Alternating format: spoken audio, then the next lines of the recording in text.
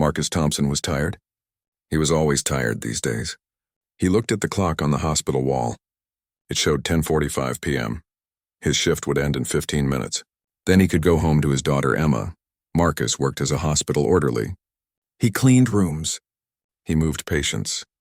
He helped nurses carry supplies. The work was hard and the pay was not great, but it was honest work. It paid the bills. Most importantly, it let him take care of Emma. Emma was 8 years old. She had her mother's smile and her father's dark eyes. 3 years ago, Marcus had lost his wife Sarah to cancer. Since that terrible day, it had been just the two of them, Marcus and Emma against the world. Being a single dad was the hardest thing Marcus had ever done, and he had done many hard things in his life. He had served in the army as a medic. He had been to Afghanistan. He had seen combat. He had saved lives under fire. But nothing prepared him for raising a little girl alone. Every morning started at 5 o'clock. Marcus would wake up in the dark. He would make breakfast. He would pack Emma's lunch with care. A sandwich, an apple, some crackers, and a juice box. Sometimes he would write a little note on a napkin. "Have a great day. Love, Dad." Small things that he hoped made her feel loved. Then he would wake Emma at 6:30. She was not a morning person. She would grumble and hide under her blankets. Marcus would tickle her feet until she laughed and got up. They would eat breakfast together. Toast and eggs usually, sometimes pancakes on special days. At 7:15 they would drive to school. Emma would talk about her dreams or her friends or the book she was reading. Marcus loved these morning talks. They were the best part of his day. He would drop her off and watch her run to meet her friends. Then he would drive to the hospital for his 8 o'clock shift. Work was long and tiring. Marcus was on his feet all day, lifting, cleaning, running from one floor to another. His back hurt by lunchtime. His legs ached by dinner. But he never complained. He had learned not to complain in the army. After work, he would pick Emma up from after-school care. They would go home. Emma would do homework at the kitchen table while Marcus made dinner. Nothing fancy. Spaghetti, chicken and rice, tacos. Simple meals that filled their bellies. After dinner came bath time, then reading time, then bed. Marcus always read to Emma before sleep. Even though she could read by herself now, she still wanted Dad to read to her. It was their special time. Currently, they were reading a book about a girl who could talk to animals. By the time Emma was asleep, Marcus was exhausted. But he still had things to do. Dishes to wash, laundry to fold, lunches to pack for tomorrow, bills to worry about. The rent was due soon. The car needed new tires. Emma needed new shoes. Money was always tight. Some nights, Marcus would sit at the kitchen table and look at Sarah's picture. She smiled at him from the frame. Beautiful and alive in that frozen moment. "I'm doing my best," he would whisper to her picture. "I hope it's enough." Marcus didn't have time for friends. He didn't date. His whole life was Emma and work. Work and Emma. He was okay with that. Emma was his world. She was all he had left of Sarah. He would do anything for her. Tonight was a Tuesday in November. It had been raining all day. Heavy, cold rain that made people hurry and hunch their shoulders. Marcus said goodbye to his coworkers and walked to his car in the hospital parking lot. The rain soaked through his jacket in seconds. Emma was sleeping over at her best friend Lily's house tonight. It was a rare treat. Marcus had the evening to himself. He could go straight home, maybe watch some TV, maybe just go to sleep early. His body ached for rest. He started his old car and turned on the heater. The engine rattled but started. Marcus was grateful. The car was 12 years old and had over 200,000 miles on it. But it still ran. That was all that mattered. He pulled out of the parking lot and onto the main road. The rain was coming down harder now. His windshield wipers worked frantically to clear the water. Marcus drove carefully. The roads were slick and dangerous. Most people had already gone home. The roads were nearly empty. Marcus drove along the highway that led to his neighborhood. It was a lonely stretch of road. Trees on both sides. No streetlights. Just darkness and rain. Marcus's mind wandered as he drove. He thought about Emma, about the parent-teacher conference next week, about the fact that she needed a winter coat. Her old one was too small. Everything was always too small. Kids grew so fast. Then his headlights caught something on the side of the road. At first, Marcus wasn't sure what he was seeing. Maybe a deer. Maybe a fallen branch. But as he got closer, his heart jumped. It was a person. Someone lying on the ground next to a motorcycle. The motorcycle was on its side. The wheels were still spinning slowly. Marcus's training kicked in immediately. He had been a combat medic. He had treated soldiers under fire. He knew an emergency when he saw one. He pulled his car to the side of the road and turned on his hazard lights. He grabbed his phone and jumped out into the rain. The rain hit him like a cold slap. Within seconds, he was soaked. But he didn't care. Someone needed help. He ran to the figure on the ground. It was a woman. She was wearing a motorcycle jacket and helmet. She wasn't moving. Marcus's heart pounded. He dropped to his knees beside her. The ground was muddy and cold. "Ma'am, can you hear me?" Marcus said loudly. No response. Marcus put his fingers to her neck. He felt for a pulse. It was there but weak. She was alive. Thank God. He quickly looked her over. Her leg was bleeding badly. The blood mixed with the rain and mud. Her breathing was shallow and fast. Marcus knew he had to act quickly. He had seen injuries like this before. She was going into shock. If he didn't help her soon, she would die. He pulled out his phone with shaking hands. His fingers were cold and wet. He dialed 911. 911, what's your emergency? I'm on Highway 26, about 3 miles west of the Brookdale exit. There's been a motorcycle accident. One person down, female unconscious, severe leg trauma. Possible head injury. She's going into shock. Help is on the way, sir. Stay on the line. How long until they get here? Approximately 20 minutes. 20 minutes. Marcus's mind raced. 20 minutes was too long. She might not have 20 minutes. He looked at the woman again. She was young, maybe 30 or 35. Someone's daughter, maybe someone's mother. He couldn't just wait. I'm a former Army medic, Marcus told the dispatcher. I'm going to provide first aid. Sir, please be careful. Marcus set his phone down and went to work. His hands moved with purpose. He had done this 100 times before. In the desert, in the mountains, under enemy fire. He could do this. First, he needed to stop the bleeding. He took off his jacket and pressed it against her leg wound. The blood soaked through immediately, but he kept pressure on it. He used his belt to make a tourniquet above the wound. Not too tight. Just enough to slow the bleeding. Next, he checked her helmet. It was cracked. That wasn't good, but he couldn't remove it. Moving her head could make things worse. He left the helmet on and gently supported her neck. The woman's breathing was getting worse. Faster and more shallow. Marcus knew what that meant. Her body was shutting down. He needed to keep her warm. Shock killed by stealing heat from the body. He ran back to his car and grabbed his emergency blanket from the trunk. Sarah had made him keep it there. Just in case, she had said. He was grateful for her wisdom now. He ran back and covered the woman with the blanket. Stay with me, Marcus said to her. Help is coming. You're going to be okay. He didn't know if she could hear him, but he kept talking anyway. He talked about Emma, about the rain, about anything. He had learned in the Army that hearing was often the last sense to go. If she could hear his voice, maybe she would hold on.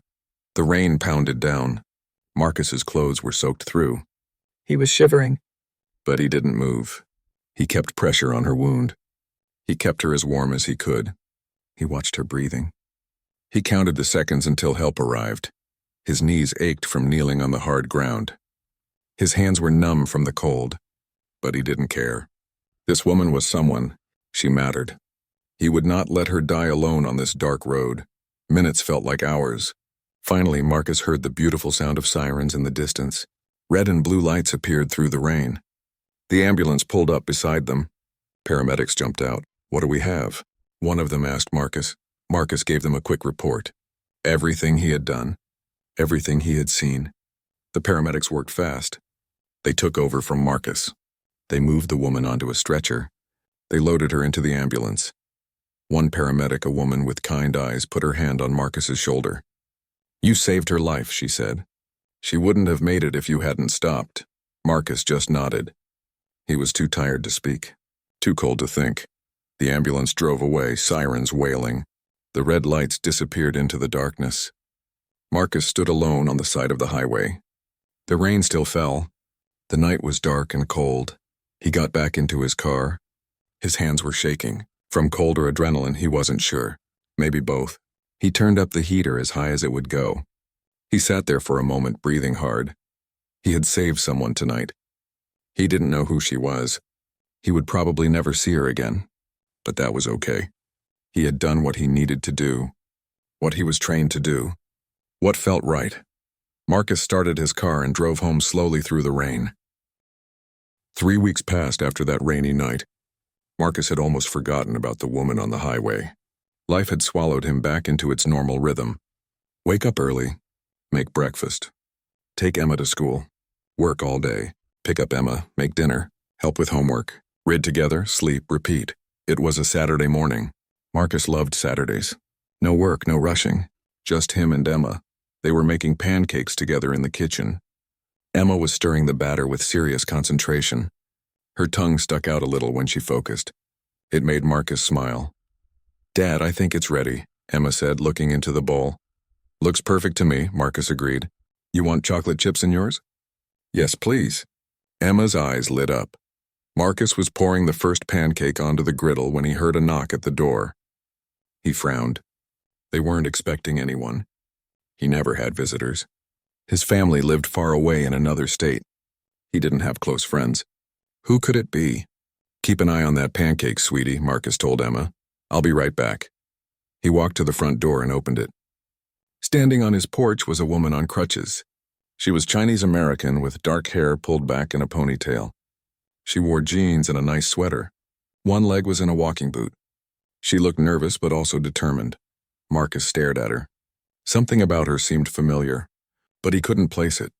"Are you Marcus Thompson?" the woman asked. "Yes," Marcus said slowly. "Can I help you?" The woman's eyes filled with tears. "You already did. 3 weeks ago. On Highway 26. I'm the person you saved." Marcus felt his breath catch. He looked at her more carefully. Yes. He could see it now. The shape of her face, her eyes. This was the woman from the motorcycle accident. But she looked so different now. Alive, standing, talking. "Oh," Marcus said. He didn't know what else to say. "You're okay." "I'm okay because of you," the woman said. Tears ran down her cheeks. "The doctors told me I would have died if you hadn't stopped. I lost a lot of blood. I was going into shock. You saved my life." Marcus felt uncomfortable. He wasn't good with attention or praise. "I just did what anyone would do." "No," the woman said firmly. "Most people would have driven past. It was dark and raining. You could have just called 911 and left, but you stayed. You helped me. You kept me alive, and Dad? Who is it?" Emma appeared behind Marcus. She looked at the woman with curious eyes. The woman smiled through her tears. "Hi there. What's your name?" "Emma," the little girl said shyly. "That's a beautiful name." "I'm Olivia. Olivia Chen." Marcus suddenly remembered his manners. "I'm sorry. Would you like to come in? We're making pancakes." "I would love that," Olivia said. "If I'm not interrupting." "You're not," Marcus said. He helped Olivia up the steps and into the house. Emma ran ahead to check on the pancakes. They sat in Marcus's small living room. The furniture was old but clean. Toys were neatly organized in a basket. Pictures of Emma and Sarah decorated the walls. It was a modest home but filled with love. "How did you find me?" Marcus asked. "It took some work," Olivia admitted. "I got your name from the police report. Then I tracked down your address. I hope that's not creepy. I just needed to thank you in person." "It's not creepy," Marcus said. "I'm glad you're okay. I wasn't sure what happened to you after the ambulance took you away." Olivia told him her story. She was a trauma surgeon. She worked at Johns Hopkins Hospital in Baltimore. She had been in Portland for a medical conference. After the conference ended, she decided to take a scenic ride on her motorcycle. She loved riding. It helped her think and relax.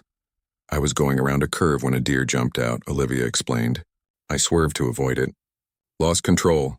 The bike went down. I hit my head and my leg on something. I don't remember much after that.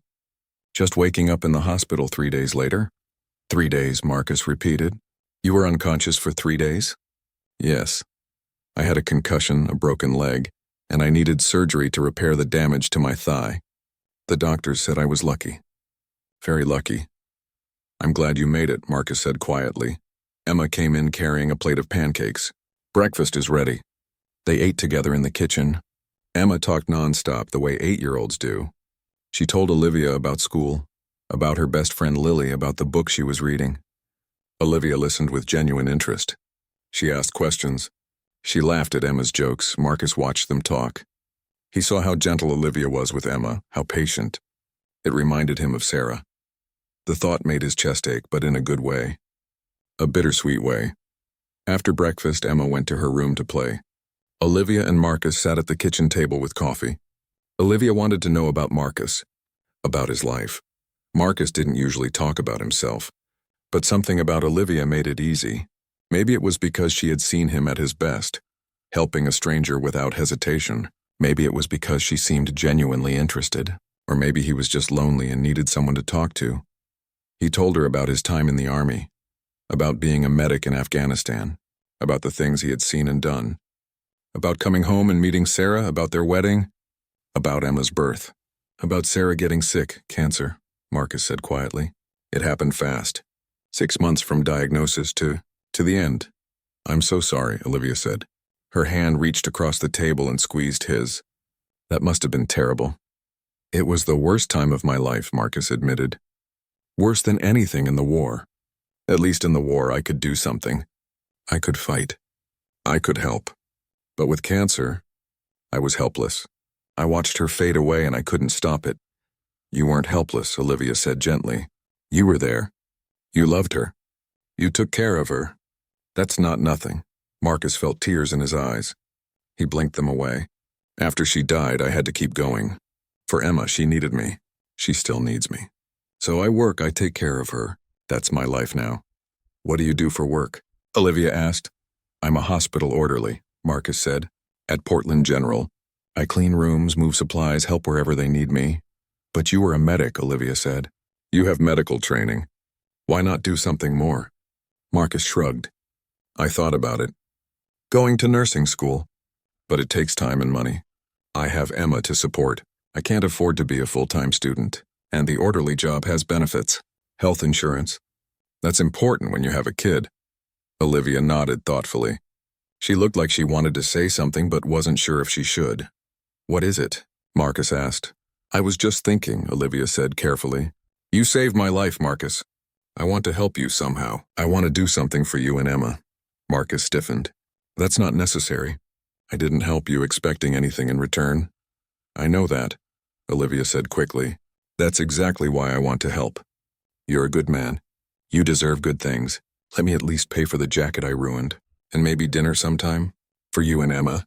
Marcus wanted to refuse. Pride was a hard thing to swallow. He had been taking care of himself and Emma alone for 3 years. He didn't need charity, but he also saw the sincerity in Olivia's eyes. She wasn't trying to insult him. She just wanted to say thank you. Dinner would be nice, Marcus said finally. Emma would love that. Olivia's face lit up. Great, how about next Saturday? I'm staying in Portland for a few more weeks. Recovery and physical therapy. They exchanged phone numbers. Olivia wrote hers down on a piece of paper. Her handwriting was neat and precise, like a doctor's prescription but actually readable. Before she left, Olivia asked to say goodbye to Emma. Marcus called Emma from her room. Emma came running. It was so nice to meet you, Emma, Olivia said. Your dad is a hero. You should be very proud of him. Emma looked up at Marcus and smiled. I am proud of him. He's the best dad in the world. Marcus felt his heart swell. This little girl was his everything. After Olivia left, Emma was full of questions. Who was she? Where did she come from? Why did Dad save her? Marcus explained as best he could.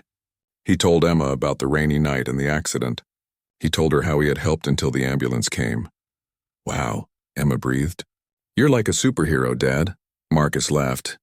I'm not a superhero. I'm just a dad who knows first aid. Nope, Emma said firmly. Superhero. That night, after Emma was asleep, Marcus sat at the kitchen table. He looked at the piece of paper with Olivia's phone number. He thought about their conversation, about how easy it had been to talk to her, about how she had listened without judgment.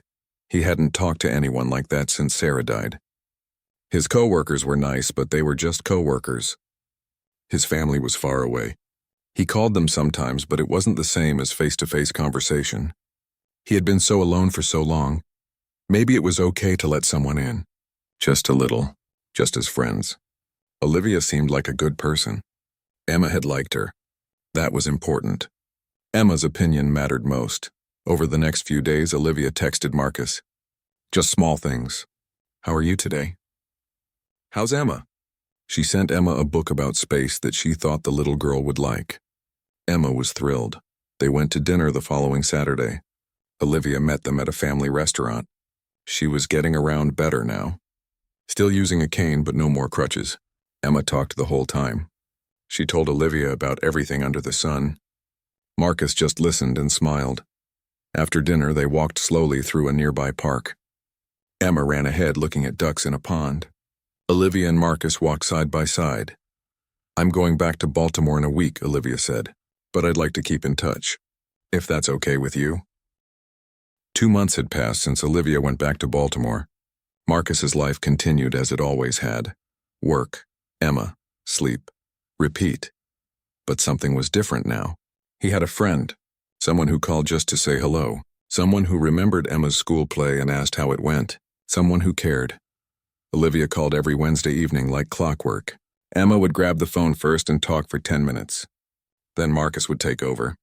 They talked about everything and nothing. Their days, their dreams, their worries.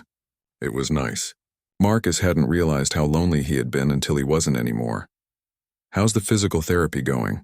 Marcus asked during one call. Good, Olivia said. My leg is almost back to normal. I can walk without the cane now. I even went running last week. Just a short run, but it felt amazing. That's great news, Marcus said. He was genuinely happy for her. And I have some news for you too, Olivia said. Marcus could hear excitement in her voice. I made some calls, like I said I would, to people I know in the healthcare world. Marcus felt his stomach tighten. He still wasn't comfortable accepting help. But Olivia had promised just to look, just to see what was possible. What did you find out? Marcus asked. There are several programs for veterans who want to go into nursing, Olivia explained. Scholarships, fast-track programs. Some of them even provide living expenses while you study. That sounds too good to be true, Marcus said carefully. It's real, I promise. I'll email you all the information. No pressure. Just look at it. See if any of them might work for you. That night after Emma was asleep, Marcus read through the emails Olivia had sent. She was right. There were programs. Real programs with real money. Some specifically for combat veterans. Some for people with medical experience. He would need to apply and qualify. But it was possible. Actually possible. Marcus lay in bed thinking, could he do it? Could he go back to school? It would mean long days. Studying while working. Maybe working less hours. Having less money temporarily for the chance at more money later. It was a gamble. And Marcus didn't like gambling when Emma's well-being was at stake. He thought about it for a week. He made lists of pros and cons. He calculated budgets. He worried. Finally, he decided to apply to one program. Just one. If he got in, he would take it as a sign. If he didn't, well, life would continue as it was. 3 weeks later, Marcus got a letter in the mail. His hand shook as he opened it. Emma watched him from the kitchen table where she was doing homework. What is it, Dad? She asked. Marcus read the letter twice, then a third time. He couldn't believe it. I got in, he said quietly. I got into the nursing program. Emma jumped up and ran to him. That's amazing, Dad. You're going to be a nurse. Marcus picked her up and spun her around. For the first time in years, he felt hope. Real hope for the future. He called Olivia immediately. She answered on the first ring. I got in, Marcus said. I can't believe it. I actually got in. Olivia's laugh was bright and joyful. I knew you would. Marcus, I'm so proud of you. When does it start? 3 months, Marcus said. The program is accelerated. 18 months instead of the usual 3 years. It's intensive. But my Army medical training counts for a lot of the basic requirements. You're going to be amazing, Olivia said. Emma must be so excited. She is. We both are. Thank you, Olivia, for pushing me to try. I wouldn't have done this without you. You did this yourself, Olivia said firmly. You earned this. I just pointed you in the right direction. But Olivia had done more than that. More than Marcus knew. She had made another call. A call to the chief of staff at Portland General Hospital where Marcus worked. She told them about Marcus. about how he had saved her life, about his military service, about his work ethic. He's working as an orderly, but he has the skills and the heart to be so much more, Olivia had said. He's starting nursing school soon. I think you should keep an eye on him. He's someone special. The chief of staff had listened, and he had been impressed. Not just by Marcus's story, but by the fact that a surgeon from Johns Hopkins would take time to make such a call. Olivia Chen wasn't just anyone. She was respected in the medical community. If she said someone was worth watching, they probably were. 2 weeks later, Marcus was called into a meeting with the hospital administration. He was nervous. Meetings with administration usually meant bad news. Maybe they were cutting hours. Maybe his position was being eliminated. His mind raced with worries. He sat in a conference room with 3 people: the chief of staff, the director of emergency services, and the HR manager. They all smiled at him. That was strange. Usually they looked serious. Mr. Thompson, the chief of staff began. We've been reviewing your file, your military service as a medic, your work here at the hospital. And we've heard about something you did recently, saving someone's life on Highway 26. Marcus shifted uncomfortably. I just did what anyone would do, sir. That's not true, the chief of staff said. Most people wouldn't stop. Most people wouldn't know what to do. But you did both? That tells us something about your character. The director of emergency services spoke next. We also understand you've been accepted into an accelerated nursing program. Congratulations. Thank you, Marcus said. He still didn't understand why he was here. We'd like to make you an offer, the chief of staff continued. We want to bring you into our emergency department as an EMT while you complete your nursing program. The pay is significantly better than your current position, and when you graduate, we'd like to hire you as an RN in our ER. Marcus sat stunned. He couldn't speak. This was more than he had hoped for, more than he had dreamed. The EMT position pays almost double what you make now, the HR manager added, plus the same benefits. We think your skills are being wasted as an orderly. We'd like to put them to better use. I don't know what to say, Marcus managed. Say yes. The chief of staff smiled. Yes, Marcus said. Then louder. Yes, thank you, yes. They shook hands. They gave him paperwork. They told him he would start in 2 weeks. Marcus walked out of that conference room feeling like he was floating. His life was changing. Actually changing. He called Olivia from his car. You did this, he said. I know you did. I made a phone call, Olivia admitted. But they made their own decision. They saw what I see, that you're talented and dedicated, that you deserve a chance. I don't know how to thank you, Marcus said. His voice was thick with emotion. You already did. You saved my life. Everything else is just me paying it forward. That night, Marcus and Emma celebrated. They ordered pizza. They ate ice cream. They watched Emma's favorite movie. Emma could tell something big had happened. Her dad was different, lighter, happier. Things are going to get better for us, sweetheart. Marcus told her. Dad's going to have a better job.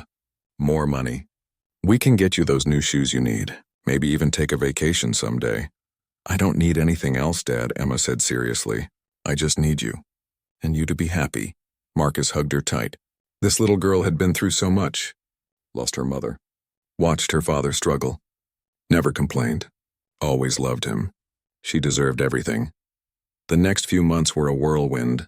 Marcus started his new EMT position. The work was intense, but he loved it.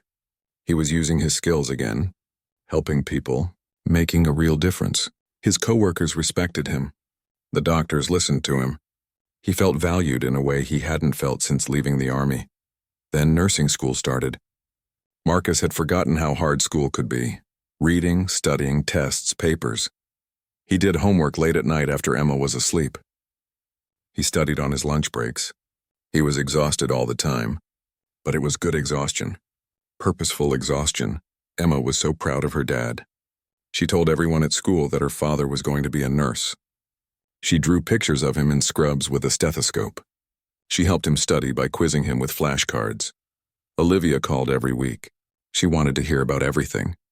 Marcus's classes, his shifts in the ER, Emma's latest adventures. She was part of their family now, even from far away. I miss you guys, Olivia said during one call. Baltimore is great, but it's not the same. There's no Emma stories. No Marcus updates. You should visit, Marcus said. Emma asks about you all the time. I'd love that. Let me look at my schedule. But then something else happened. Something that would bring Olivia back to Portland faster than a visit. One evening, Marcus got a call. Not from Olivia, but from the veterans organization that Olivia had connected him with months ago. They helped veterans with various things: housing, jobs, healthcare. Marcus had registered with them but hadn't needed their services yet. Mr. Thompson, we have a program you might be interested in, the woman on the phone said. It's counseling services, specifically for veterans dealing with PTSD and trauma. Marcus hadn't told anyone about his nightmares, about the times he woke up sweating, thinking he was back in Afghanistan, about the sounds that made him jump, about the memories that haunted him. He had learned to live with it, to manage it. I'm okay, Marcus said automatically. I'm sure you are, the woman said gently, but okay doesn't mean you can't be better.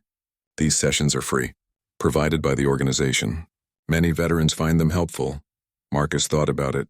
Maybe she was right. Maybe he could be better. He had spent 3 years in survival mode, working, taking care of Emma, getting by. But was that enough? Marcus was 6 months into nursing school when it happened. Life had been good. Better than good. He was doing well in his classes. His work in the ER was going great. Emma was happy and healthy. He talked to Olivia regularly. Everything seemed to be falling into place. It was a Tuesday afternoon. Marcus was at work when his phone rang.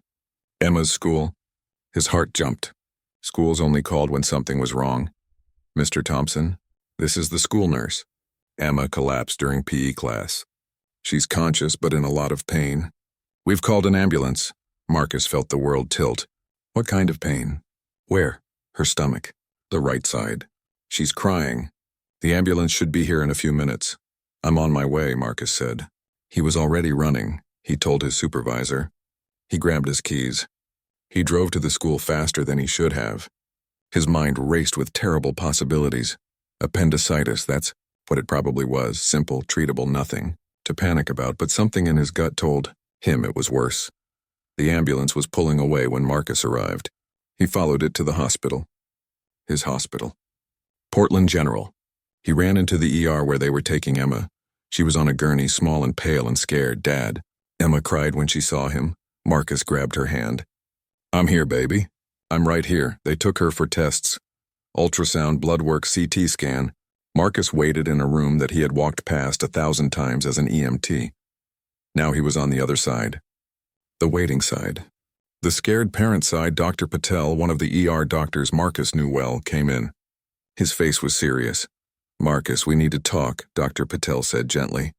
Marcus's blood turned cold. What is it? The CT scan showed a mass in Emma's abdomen.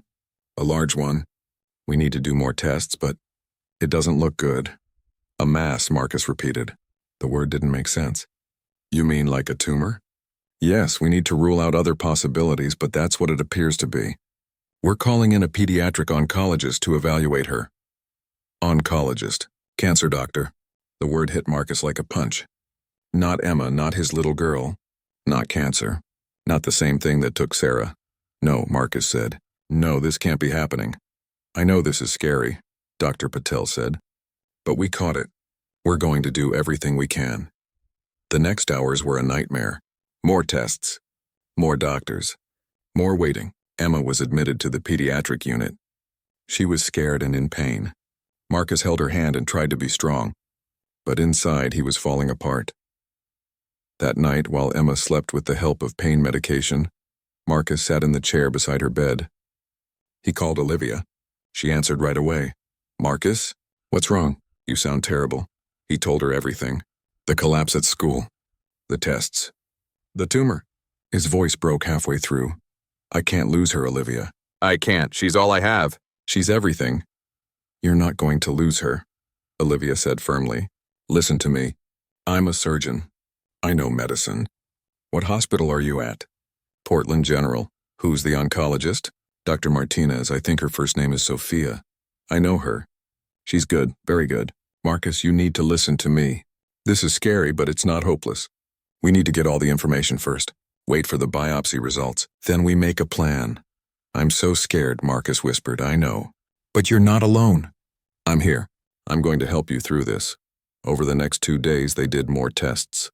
A biopsy, more scans. Marcus barely left Emma's side. He called in sick to work and school. Nothing else mattered except his daughter. Dr. Martinez finally came with results. She sat down with Marcus. Her face was kind but serious. It's a malignant tumor, she said. A type of childhood cancer called a Wilms tumor. It's in her kidney. Marcus felt like he couldn't breathe. Is she going to die? The good news is that Wilms tumors are very treatable, Dr. Martinez said. The survival rate is high, especially when caught early like this. But Emma needs surgery to remove the tumor and the affected kidney. Then she'll need chemotherapy. Surgery and chemo, Marcus repeated. His mind was numb. I know this is overwhelming, Dr. Martinez said, but we have an excellent team. Dr. Stevens, our pediatric surgeon, is one of the best, and our oncology program has great success rates with this type of cancer. When does the surgery need to happen? As soon as possible. Within the next week. We need to remove the tumor before it can spread further. After Dr. Martinez left, Marcus sat with Emma. She was awake, looking at him with her big, scared eyes. Dad, do I have what Mom had? She asked quietly. Marcus's heart broke. It's different, sweetheart. But yes, you have cancer. But the doctors say they can fix it. You're going to have surgery and then treatment. It's going to be hard. But you're going to be okay. Are you sure? Emma's voice was so small, I'm sure Marcus lied. Because what else could he say? He had to give her hope, even if he was drowning in fear. That night, Marcus looked at the bills the hospital had given him. The estimated cost of surgery, the cost of chemotherapy, the cost of hospital stays. Even with his insurance, his portion would be over $100,000. Maybe more. He had some savings. Not much, a few $1,000s. It wouldn't even make a dent. He could ask his family for help, but they didn't have much either. He could take out loans, max out credit cards, mortgage his future. He would do anything for Emma. Anything. But the weight of the money crushed him. How could he save his daughter when he couldn't afford to? Marcus put his head in his hands and cried. Quiet tears in the dark hospital room while Emma slept. He had been doing so well, moving forward, building a better life. And now it all came crashing down. His phone buzzed. A text from Olivia. How are you holding up? Not well, Marcus typed back. The costs are enormous. I don't know how I'm going to pay for this. 3 dots appeared. Olivia was typing. Then his phone rang. Marcus, I need you to listen very carefully, Olivia said. Do not worry about money right now. Focus on Emma, the money will work itself out. How? I can't afford this. Even with insurance, it's too much. I'm flying to Portland tomorrow, Olivia said. We'll figure this out together. I promise you. Emma will get the best care possible. You will not lose her because of money. Do you understand me? Olivia, you can't. Yes, I can. And I will. You saved my life, Marcus. Let me help save hers, Marcus wanted to argue. His pride wanted to say no. But his love for Emma was stronger than his pride. Okay, he whispered. Thank you. Olivia arrived the next day. She came straight to the hospital from the airport. She brought flowers for Emma and a coffee for Marcus. Emma's face lit up when she saw Olivia. Liv, Emma said. She had started calling Olivia Liv during their phone calls. Hey, sweetheart, Olivia said gently. She sat on Emma's bed and held her hand. I hear you're going to be very brave. I'm scared, Emma admitted. That's okay. Being brave doesn't mean not being scared. It means being scared but doing it anyway. Olivia stayed for an hour, talking with Emma, making her laugh. Then she and Marcus went to the cafeteria to talk privately. I've been making calls, Olivia said. I spoke with Dr. Martinez. I reviewed Emma's scans. I agree with the treatment plan. Dr. Stevens is excellent. But I want to bring in another surgeon I know for a consult. Someone who specializes in pediatric oncology cases. Will that cost more? Marcus asked. Don't worry about cost, Olivia said firmly. I'm serious, Marcus. I'm going to handle this. I can't let you pay for Emma's treatment, Marcus said. That's too much. You're not letting me do anything. I'm choosing to do this. But that's not the only plan. Olivia pulled out her laptop. She showed Marcus a crowdfunding page she had created. It told Marcus's story, how he had saved her life on that rainy highway, how he was a veteran and a single father, how his daughter was now fighting cancer, how he needed help. I'm going to share this with every doctor I know, Olivia said, with veterans groups, With my medical school alumni network. With everyone. People want to help Marcus. They want to support heroes. And you are a hero. Marcus looked at the screen. There was a picture of him and Emma that Olivia must have gotten from his social media. They were smiling. Happier times. I don't know if I can accept charity, Marcus said quietly. This isn't charity. It's community. It's people taking care of each other. You took care of me. Now let others take care of you. Marcus was quiet for a long moment. Then he nodded. Okay. The campaign went live that afternoon. Olivia shared it everywhere. Within hours, donations started coming in. $10, $20, $50. Some people gave more. Some gave less. But they gave. Veterans organizations shared the story. Medical professionals who knew Olivia donated. Strangers who were moved by the story contributed. The money grew. $1,000, $5,000, $10,000. Emma's surgery was scheduled for 5 days later. Marcus tried to prepare her. He read her books about hospitals and surgeries. He let her ask all her questions. He was honest with her about what would happen. The night before surgery, Marcus lay in the hospital bed next to Emma. She was small in his arms. Dad, I'm scared, Emma said.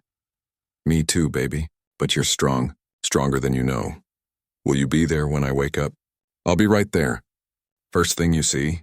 I promise, and I love you, Dad. I love you too, Emma, so much. Surgery day was the longest day of Marcus's life. Emma was taken to the operating room early in the morning. Marcus waited with Olivia in the surgical waiting room. 6 hours. 6 hours of pacing and praying and trying not to fall apart. The chemotherapy was brutal. Marcus had watched Sarah go through it. He knew what to expect, but watching his 8-year-old daughter suffer through it was 1,000 times worse than anything he had experienced in war. Emma lost her hair. She was sick constantly. She lost weight. Some days she was too tired to even watch TV. Marcus took a leave of absence from work and school. Nothing mattered except taking care of Emma. The hospital became their second home. But Emma was tough. Tougher than Marcus had known. She never complained. She made jokes even when she felt terrible. She drew pictures for the nurses. She asked the doctors questions about how the medicine worked. Her spirit was unbreakable. I get it from you, Dad, Emma said one day when Marcus told her how brave she was. You get it from your mom, Marcus said. She was the bravest person I ever knew. Tell me about her, Emma said. She loved hearing stories about Sarah, so Marcus told her. About how they met. About their wedding. About how happy Sarah was when Emma was born. About how Sarah had fought cancer with grace and courage. About how she had loved Emma more than anything in the world. She'd be so proud of you, Marcus said, tears in his eyes. I hope so, Emma said. I'm trying to be brave like she was. You are, baby. You absolutely are. Olivia visited as often as she could. She flew in from Baltimore every few weeks. She brought books and puzzles for Emma. She brought food for Marcus. She sat with them during the long chemo days. She became part of the routine. The crowdfunding campaign had exceeded all expectations. Over $200,000 had been raised. Enough to cover Emma's treatment with money left over. Marcus was overwhelmed by the generosity of strangers. People from all over the country had donated. Veterans, doctors, nurses, teachers, parents. Regular people who read the story and wanted to help. This is what humanity looks like, Olivia said. When someone needs help, people show up. You showed up for me. Now they're showing up for you. Marcus wrote thank you notes, hundreds of them. He wanted every person who donated to know how much it meant, how they had saved his daughter's life, how they had given his family hope. Emma's treatment lasted 6 months. 6 months of hospitals and medicine and fear and hope. Slowly, gradually, Emma got better. The scans showed the cancer was responding to treatment. The tumor markers in her blood went down. She started gaining weight back. She had more energy. Finally, 3 days before Christmas, Dr. Martinez gave them the news they had been praying for. Emma is in remission, Dr. Martinez said, smiling. All her scans are clear. The cancer is gone. Marcus hugged Emma so tight. They both cried. Happy tears. Relief tears. Grateful tears. We did it, Dad, Emma said. We beat it. You did it, Marcus corrected. You fought so hard. I'm so proud of you. That night, Marcus called Olivia with the news. She was at work but stepped out to take the call. "She's in remission," Marcus said. His voice was shaking. "The cancer is gone." Olivia let out a sound that was half laugh, half sob. "Oh, thank God, Marcus, that's wonderful. I'm so happy." "I couldn't have done this without you," Marcus said. "You saved her life." "No," Olivia said firmly. "Emma saved her own life by fighting. You saved her by being an amazing father. I just helped along the way." "It was more than that," Marcus said. "So much more." They were quiet for a moment. Marcus felt something shift in his chest. A feeling he hadn't felt since Sarah died. Something warm and scary and wonderful. "Olivia," Marcus said carefully, "when are you coming to visit next?" "I was thinking New Year's," Olivia said. "If that works for you?" "It works for me," Marcus said. "Emma will be so excited." "Just Emma?" Olivia asked. There was something in her voice. A question. "Not just Emma," Marcus admitted. "Me too. I miss you when you're not here." "I miss you too," Olivia said softly. "Both of you."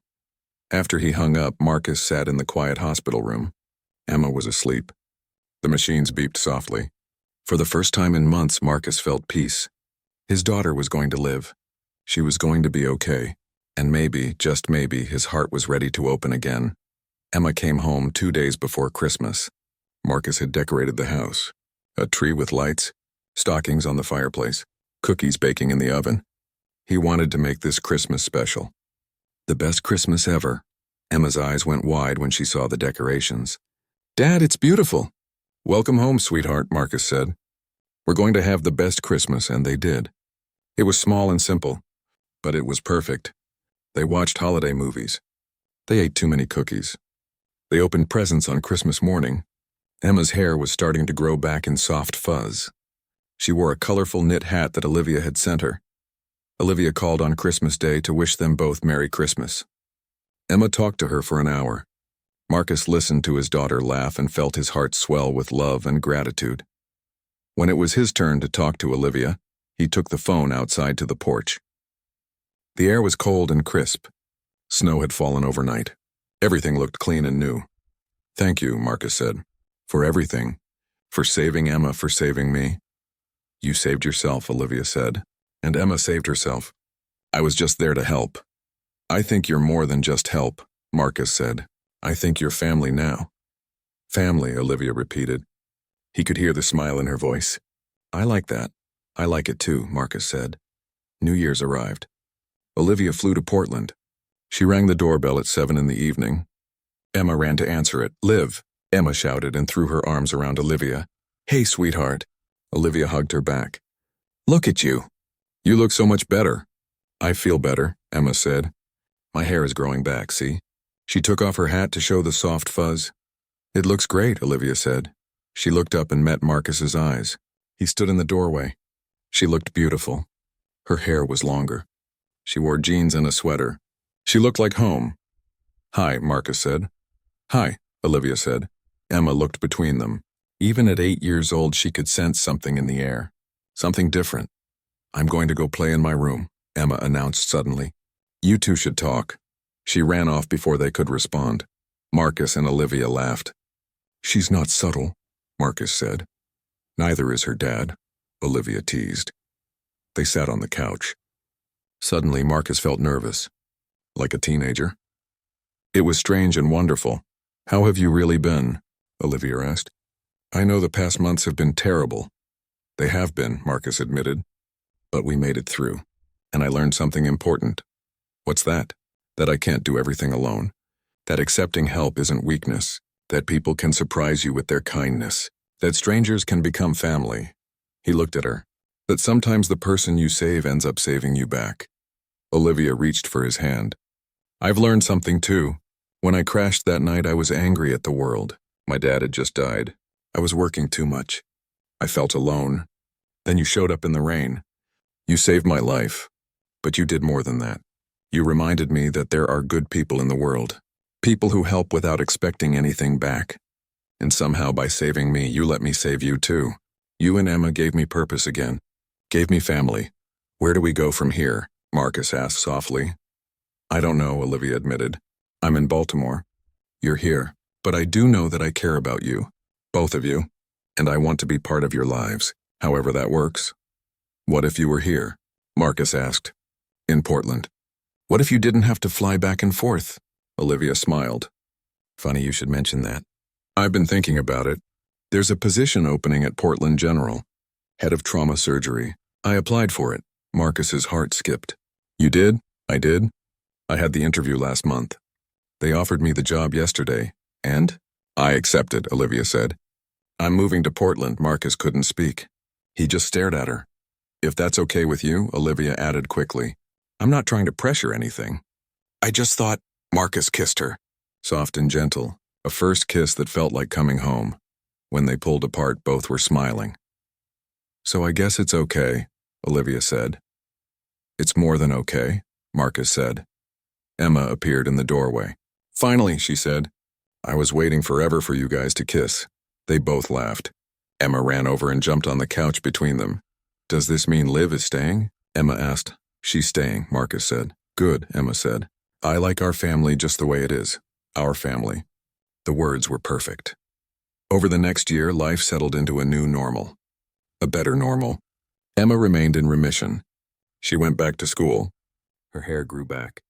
She was a normal kid again. Except now she appreciated every day. She knew how precious life was. Marcus finished nursing school. He graduated with honors. The hospital offered him a permanent position as an RN in the emergency department. He loved the work, loved helping people, loved being part of the team. Olivia moved to Portland and started her new job. She was brilliant and kind, and everyone loved working with her. She and Marcus saw each other every day at work and every evening at home. She moved in slowly, naturally, like she had always belonged there. One evening, about a year after Emma's remission, they sat on the porch together. Emma was inside doing homework. The sun was setting. The sky was pink and orange. You know what today is? Marcus asked. What? Olivia said. 2 years ago today I found you on the highway.